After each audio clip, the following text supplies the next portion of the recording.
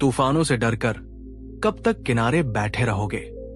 अपने ही मन के बंधन में कब तक फंसे रहोगे?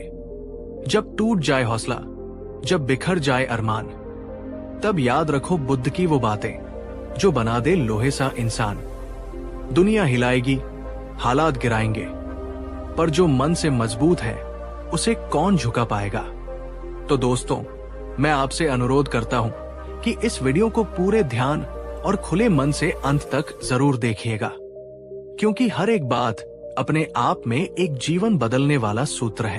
तो चलिए, बिना और समय गवाए उस शाश्वत ज्ञान की ओर अपनी यात्रा प्रारंभ करते हैं, जो हमारे भीतर छिपी हुई असीम मानसिक शक्ति को जगाने का मार्ग प्रशस्त करेगा। पहली बात, जो तुम्हारे नियंत्रण में नहीं, उसे स्वीकार करना सीखो। यही शांति का पहला कदम है। भगवान बुद्ध ने अपने शिष्यों को एक बहुत गहरी बात समझाई थी। उन्होंने कहा था, जीवन में दुख का एक बहुत बड़ा कारण है हमारा उन चीजों को बदलने का प्रयास करना जो हमारे नियंत्रण से पूरी तरह बाहर है। जो चीजें हमारे वश में नहीं हैं, उनके लिए निरंतर शोक करना, चिंता करना और संघर्ष करना स्वयं को कष्ट देने के अतिरिक्त और कुछ नहीं। ये सबसे बड़ी मूर्खता है। दोस्तों, जरा गहराई से सोचिए, क्या हम मौसम को अपनी इच्छानुसार बदल सकते हैं? नहीं। क्या हम दूसरों की सोच, उनके विचार या उनके व्यवहार को पूरी तरह से अपने नियंत्रण में ला सकते हैं? नहीं। क्या हम बीते हुए कल की किसी घटना को, किसी गलती को या किसी नुकसान को वापस जाकर बदल सकते हैं? बिल्कुल नहीं। तो फिर क्यों हम इन अपरिवर्तनीय चीजों से लड़ते रहते हैं? क्यों हम इनके कारण अपने मन की शांति को भंग करते रहते हैं? स्वीकृति, मेरे दोस्तों, स्वीकृति ही वो पहली सीढ़ी है जो हमें मानसिक दृढ़ता की ओर ले जाती है। जब आप जीवन की उन सच्चाइयों को, उन परिस्थितियों को जिन्हें बदला नहीं जा सकता, पूरे हृदय से स्वीकार करना सीख लेते हैं, तो आपके मन का एक बहुत बड़ा बोझ अपने आप हल्का हो जाता है। मन शांत होने लगता है, और एक शांत मन ही वास्तव में शक्तिशाली मन होता है। अशांत मन तो बिखरा हुआ होता है, उसमें शक्ति कैसे हो सकती है? अब मैं आपसे एक सवाल पूछता हूं, पूरी ईमानदारी से अपने आप से पूछिए, और अगर आप सहज महसूस करें तो नीचे कमेंट में हमारे साथ साझा कीजिए। क्या आपके जीवन में वर्तमान में ऐसी कोई चीज, कोई व्यक्ति या कोई परिस्थिति है जिसे आप बदल नहीं सकते, लेकिन आप फिर भी उससे निरंतर लड़ रहे हैं, उसके कारण परेशान हो रहे हैं? अपनी उस चुनौती को पहचानना उसे स्वीकार करने की दिशा में पहला कदम है। दूसरी बात, हर क्रिया और प्रतिक्रिया के बीच एक ठहराव लाओ। वही तुम्हारी असली शक्ति छिपी है। भगवान बुद्ध का एक और अद्भुत उपदेश हमें सिखाता है कि हम अपनी भावनाओं के दास न बने, बल्कि उनके स्वामी बने। वे कहते थे, जब कोई घटना घटती है और जब हम उस पर प्रतिक्रिया देते हैं, तो उन दोनों के बीच एक छोटा सा अंतराल होता है, एक खाली स्थान होता है। उस अंतराल को पहचानना और उसे बढ़ाना सीखो, क्योंकि उसी अंतराल में तुम्हारी चुनने की स्वतंत्रता और तुम्हारी असली मानसिक शक्ति निहित है।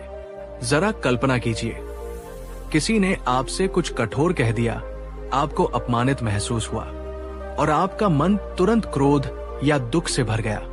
हमारी स्वाभाविक प्रवृत्ति होती है कि हम तुरंत उसी तीव्रता से प्रतिक्रिया दें, लेकिन बुद्ध कहते हैं, रुको। अगर कोई आपको गुस्सा दिलाता है तो तुरंत जवाब देने या आग बबूला होने से पहले बस कुछ पल के लिए रुको, एक गहरी सांस लो।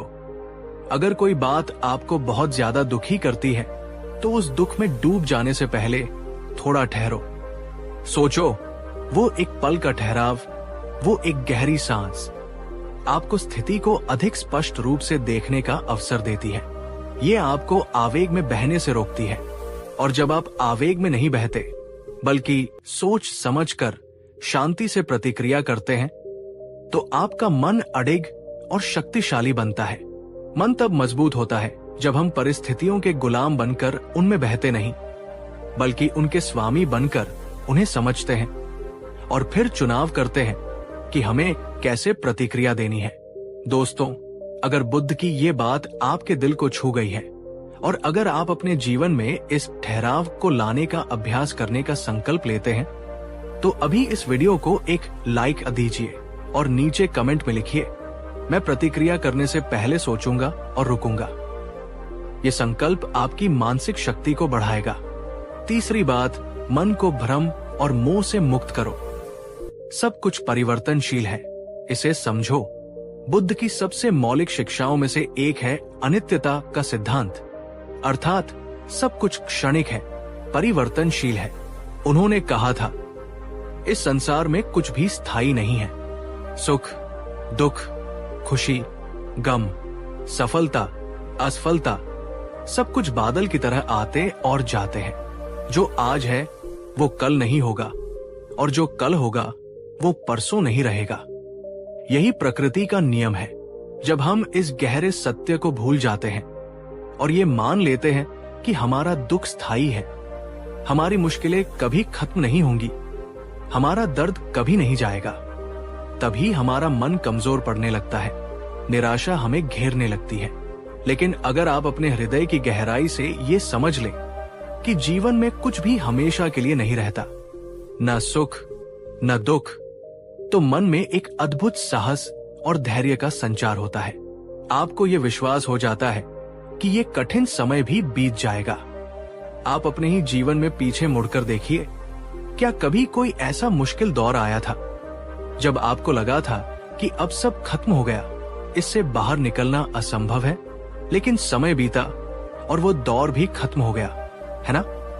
यही जीवन का शाश्वत सत्य है। हर रात के बाद सुबह आती है, हर पतझड़ के बाद वसंत आता है। इस समझ से मन को जो बल मिलता है वो अतुलनीय है। ये आपको किसी भी परिस्थिति में स्थिर रहने की शक्ति देता है। चौथी बात, ध्यान, मेडिटेशन के अभ्यास से मन को साधो और शक्तिशाली बनाओ। ध्यान यानी मेडिटेशन, ये बुद्ध की मानवता को दी गई सबसे बड़ी देन में से एक है। बुद्ध ने स्वयं गहन ध्यान के माध्यम से ही ज्ञान प्राप्त किया था और उन्होंने पूरी दुनिया को ध्यान का मार्ग दिखाया, क्योंकि उन्होंने ये अनुभव किया था कि हमारा मन एक चंचल बंदर की तरह है जो एक डाल से दूसरी डाल पर कूदता रहता है, कभी अतीत की चिंताओं में, कभी भविष्य की कल्पनाओं में। ध्यान वो अंकुश है, वो प्रशिक्षण है जो इस चंचल मन को वर्तमान क्षण में वापस लाता है, उसे एकाग्र और शांत करता है। जब आप प्रतिदिन केवल 5 से 10 मिनट के लिए भी किसी शांत स्थान पर बैठकर अपनी आंखें बंद करके केवल अपनी आती जाती सांसों पर ध्यान केंद्रित करते हैं तो आप चमत्कारिक परिवर्तन महसूस करेंगे। शुरुआत में मन भटकेगा, हजारों विचार आएंगे, लेकिन अभ्यास के साथ धीरे धीरे आपका मन आपके नियंत्रण में आने लगेगा। वो शांत और स्थिर होने लगेगा। जीवन में चुनौतियां और मुश्किलें तो आएंगी ही, ये निश्चित है। असली चुनौती ये नहीं है कि आपके जीवन में मुश्किलें ना आए, बल्कि असली चुनौती यह है कि उन मुश्किलों के बीच भी आप अपने मन को कितना स्थिर, शांत और केंद्रित रख पाते हैं। और ध्यान आपको यही शक्ति प्रदान करता है। मैं आपसे जानना चाहता हूं, आप में से कितने लोग नियमित रूप से या कभी कभी ध्यान का अभ्यास करते हैं, या क्या आप इसे शुरू करना चाहेंगे? नीचे कमेंट में मैं ध्यान करता हूं या मैं ध्यान शुरू करना चाहता हूं लिखकर अपने विचार साझा करें। पांचवी बात, स्वयं को और दूसरों को क्षमा करना सीखो। दोषारोपण का बोझ मन को कमजोर करता है। भगवान बुद्ध ने करुणा और क्षमा पर बहुत बल दिया। उन्होंने कहा, अपने आप को क्षमा कर देना स्वयं को दिया गया सबसे बड़ा और सबसे महत्वपूर्ण उपहार है। जब तक तुम स्वयं को अपनी पुरानी गलतियों, अपनी कमियों के लिए क्षमा नहीं करोगे, तब तक तुम शांति नहीं पा सकोगे। हम मनुष्य हैं और गलतियां करना मानवीय स्वभाव है, लेकिन हम अक्सर अपनी उन पुरानी गलतियों, असफलताओं या गलत निर्णयों के भारी बोझ तले खुद को दबाए रखते हैं। हम बार बार खुद को दोषी ठहराते रहते हैं। मैंने ऐसा क्यों किया? मुझे वैसा करना चाहिए था। ये निरंतर आत्मग्लानि हमारे मन की सारी ऊर्जा चूस लेती है और उसे कमजोर बना देती है। याद रखिए, जब आप खुद को अपनी गलतियों के लिए सच्चे दिल से माफ करते हैं, तो आपका मन हल्का हो जाता है, और एक हल्का मन ही उड़ान भरने के लिए स्वतंत्र होता है। वही वास्तव में मजबूत होता है, क्योंकि बोझ तले दबा हुआ मन कभी भी अपनी पूरी क्षमता से कार्य नहीं कर सकता, वो कभी उड़ नहीं सकता। इसी प्रकार दूसरों की गलतियों के लिए भी अपने मन में कड़वाहट और द्वेष पालकर रखना अपने ही मन में जहर घोलने जैसा है। क्षमा दूसरों के लिए नहीं, बल्कि अपनी शांति के लिए आवश्यक है। दोस्तों, अगर आपने भी कभी अतीत की किसी बात के लिए खुद को बहुत ज्यादा दोषी महसूस किया है, और अगर बुद्ध की ये बात आपको प्रेरणा दे रही है, तो इस वीडियो को अपने किसी ऐसे दोस्त या प्रियजन के साथ शेयर करिए जो अक्सर खुद पर बहुत कठोर रहता है या पुरानी बातों को लेकर परेशान रहता है। शायद ये संदेश उसे भी थोड़ी राहत दे सके। छठी बात, अपेक्षाओं का त्याग करो, यथार्थ को स्वीकार करो, मन स्वतः मजबूत होगा। हमारे दुखों और मानसिक अशांति का एक बहुत बड़ा कारण हमारी अपेक्षाएं होती है। बुद्ध ने इस सत्य को बहुत गहराई से समझा और सिखाया। जीवन को ठीक वैसे ही देखने का प्रयास करो जैसा वो वास्तव में है, न कि वैसा जैसा तुम उसे अपनी इच्छाओं और अपेक्षाओं के अनुसार देखना चाहते हो। जब तुम्हारी अपेक्षाएं यथार्थ से टकराती हैं, तभी दुख उत्पन्न होता है। हम लोगों से अपेक्षाएं रखते हैं कि वे हमारे अनुसार व्यवहार करें, परिस्थितियों से अपेक्षाएं रखते हैं कि वे हमेशा हमारे अनुकूल हों, जीवन से अपेक्षाएं रखते हैं कि वो हमेशा हमें सुखी दे। लेकिन जब ये अपेक्षाएं पूरी नहीं होती, और अक्सर वे नहीं होती, तो हमारा मन टूट जाता है।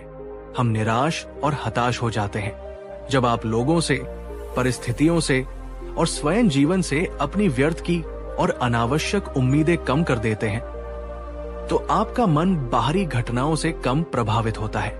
वो अधिक स्थिर और मजबूत बनता है। याद रखिए, ये एक सरल सा समीकरण है। अपेक्षाएं जितनी कम, दुख और निराशा उतनी कम, और दुख और निराशा जितनी कम, मन उतना ही अधिक शांत और मजबूत। ये उदासीनता नहीं है, बल्कि वास्तविकता की गहरी समझ है। सातवीं बात, हर नया दिन एक नया अवसर है। अतीत को पीछे छोड़कर वर्तमान में जियो। बुद्ध की शिक्षाएं हमें अतीत के बोझ से मुक्त होकर वर्तमान क्षण में जीने की प्रेरणा देती है। उन्होंने कहा था, अतीत जा चुका है, भविष्य अभी आया नहीं है। तुम्हारे पास जीने के लिए केवल एक ही क्षण है, वर्तमान क्षण। हर उगता हुआ सूरज तुम्हारे लिए एक नया जीवन, एक नया अवसर लेकर आता है। कल की हार, कल की कोई गलती, कल का कोई दुख, सब कुछ बीत चुका है। वो अब केवल एक स्मृति है। उसे पकड़कर बैठे रहने से केवल हमारा आज खराब होगा। एक मजबूत मन वह है जो अतीत की असफलताओं से सीख तो लेता है, लेकिन उनके बोझ तले दबता नहीं। वो हर सुबह खुद को एक नई शुरुआत के लिए फिर से तैयार कर लेता है। वो जानता है कि आज का दिन उसके पास एक कोरे कागज की तरह है, जिस पर वो अपनी नई कहानी लिख सकता है। यही असली मानसिक शक्ति है, गिरकर फिर से उठ खड़े होने की क्षमता।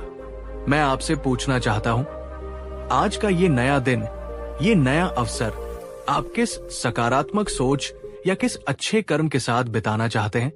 नीचे कमेंट करके अपना आज का संकल्प हमारे साथ साझा करें। आपका एक छोटा सा सकारात्मक संकल्प भी आपके मन को शक्ति देगा।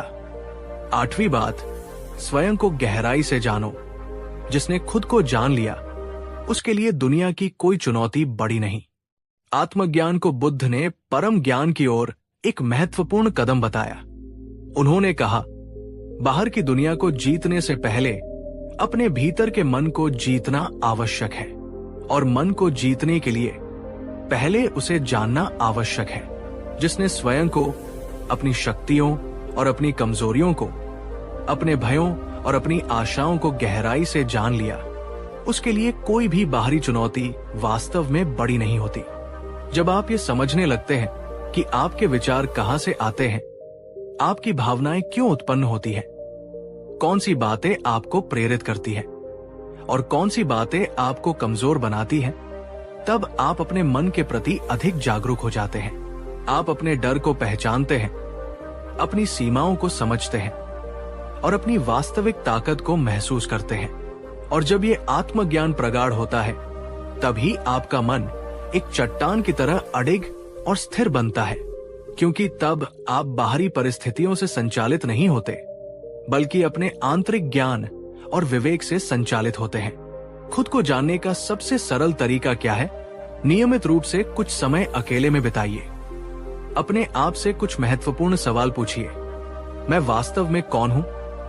मेरे जीवन का उद्देश्य क्या है? मुझे वास्तव में किस चीज से खुशी मिलती है? मैं किन चीजों से अनावश्यक रूप से डरता हूं? इन सवालों के जवाब जैसे जैसे आपको मिलते जाएंगे, वैसे वैसे आपकी मानसिक शक्ति भी बढ़ती जाएगी। नवी बात, क्रोध को करुणा और क्षमा से जीतो। यही सबसे बड़ी और सच्ची जीत है। क्रोध को मनुष्य का सबसे बड़ा शत्रु माना गया है और बुद्ध ने भी इस पर विशेष बल दिया। उन्होंने कहा, क्रोध एक जलते हुए कोयले की तरह है, जिसे तुम किसी और पर फेंकने के इरादे से अपने हाथ में पकड़ते हो, लेकिन वो सबसे पहले तुम्ही को जलाता है। क्रोध को क्रोध से कभी शांत नहीं किया जा सकता। केवल प्रेम, करुणा और क्षमा से ही क्रोध पर विजय पाई जा सकती है। जब हम क्रोधित होते हैं तो हमारी सोचने समझने की शक्ति क्षीण हो जाती है। हम सही निर्णय नहीं ले पाते और हम ऐसे कार्य कर बैठते हैं जिनका हमें बाद में पछतावा होता है। क्रोध हमारे मन की शांति को पल भर में नष्ट कर देता है और हमें कमजोर बनाता है। लेकिन अगर आप अपने क्रोध पर विजय पाना सीख लें, उसे पहचान कर शांत करना सीख लें, तो दुनिया की कोई भी नकारात्मक शक्ति आपको आसानी से तोड़ नहीं सकती। क्रोध हमें भीतर से कमजोर और खोखला करता है, लेकिन क्षमा और करुणा ये हमारे मन को विशाल और मजबूत बनाती है। जिसने अपने क्रोध को जीत लिया, उसने वास्तव में स्वयं को जीत लिया।